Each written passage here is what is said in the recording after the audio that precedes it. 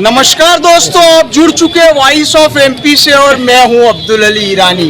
मेरे साथ मालवी बलई समाज के राष्ट्रीय अध्यक्ष मनोज परमार मौजूद है। चूंकि अभी सरवानिया महाराज के उपेरणा गांव में रोहित की हत्या के मामले में यहाँ पर ज्ञापन देने आए हैं। आइए इनसे बात करते हैं। सर, आज आप जो आए हैं किस बात के लिए आए हैं, क्या घटनाक्रम हुआ है सर? रोहित मालवीय हत्याकांड कहीं न कहीं नीमच पुलिस प्रशासन को शर्मसार कर रहा है।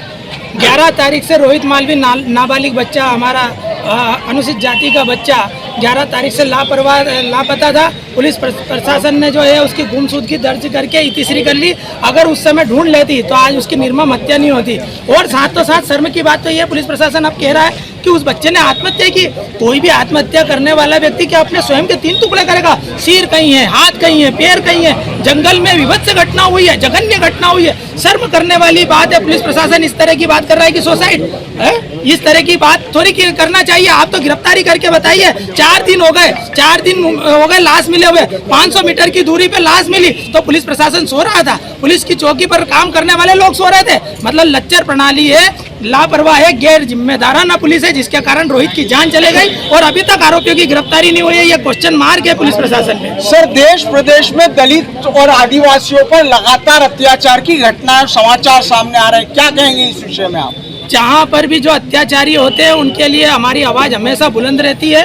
और अत्याचारी किसी जाति वर्ग संप्रदाय का नहीं होता। अत्याचारी होता है और उसके खिलाफ कानून की कड़ी व्यवस्था होना चाहिए, कड़ी कार्रवाई होना चाहिए। और उसके साथ में हमारा लगातार आंदोलन रहता है। जैसे कि आप समझें कि इंदर मेघवाल 9 साल का बच्चा था, पानी पीने पे उसकी हत्या कर दी गई। राजस्थान में जो मूछ रखने पे हत्या की गई, हमारा जोरदार आंदोलन था। 3 दिन पहले 4 दिन पहले हमारे देवाजी मालवी को सिर पर जूते चप्पल रख के 3 घंटे तक खड़ा रखा गया। हमारे चित्तौड़गढ़, प्रतापगढ़ और साथ ही भिलवाड़ा के हमारे अनुसूचित जाति वर्ग ने बहुत बड़ा आंदोलन किया। और आज भी प्रतापगढ़ में बहुत बड़ा आंदोलन है हमारा बलई समाज का।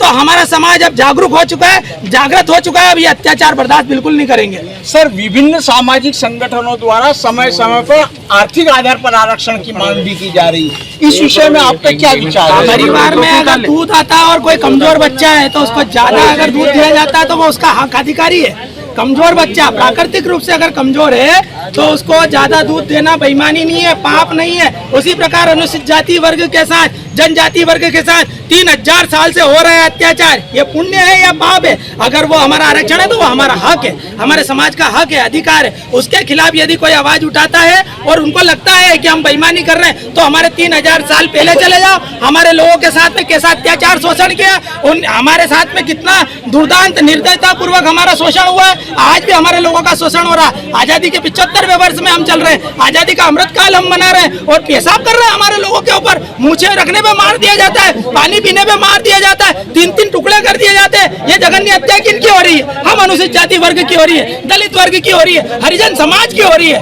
ये कहीं ना कहीं शर्मसार करने वाली बातें हैं। सर, आर्थिक आधार पे जो आरक्षण ये विषय आज नहीं है सर, क्या कहेंगे? विषय आज ये कहीं सर, देखो, गरीब की कोई जात नहीं होती, किंतु जातिवादी हर जगह मौजूद है। जिस दिन जाति स्तर पर नफरत, घृणा, वैमनस्यता और अत्याचार बंद हो जाएगा उस समय हम खुद आर्थिक आधार पर आरक्षण का समर्थन करेंगे। सर, वर्तमान सरकार में दलितों को जो प्रतिनिधित्व मिल रहा है उससे संतुष्ट है क्या आप?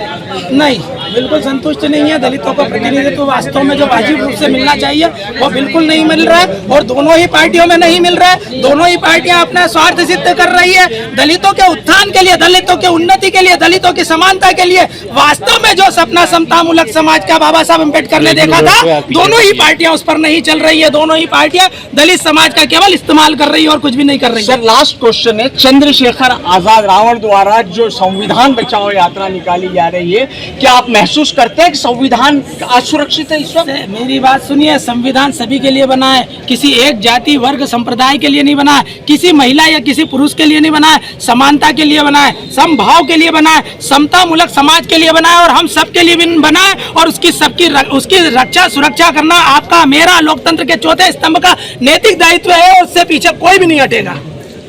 तो ये थे भलाई समाज के राष्ट्रीय अध्यक्ष मनोज परमार, जिन्होंने आरक्षण को लेकर, दलितों पर अत्याचार को लेकर बेबाकी से जवाब दिए। उनका कहना था कि दलित अभी भी पिछले 3000 वर्षों से आजादी के अमृत काल में भी दबा कुचला है और उसे जो इंसाफ मिलना चाहिए, उसे जो स्थान मिलना चाहिए वो नहीं मिल रहा है।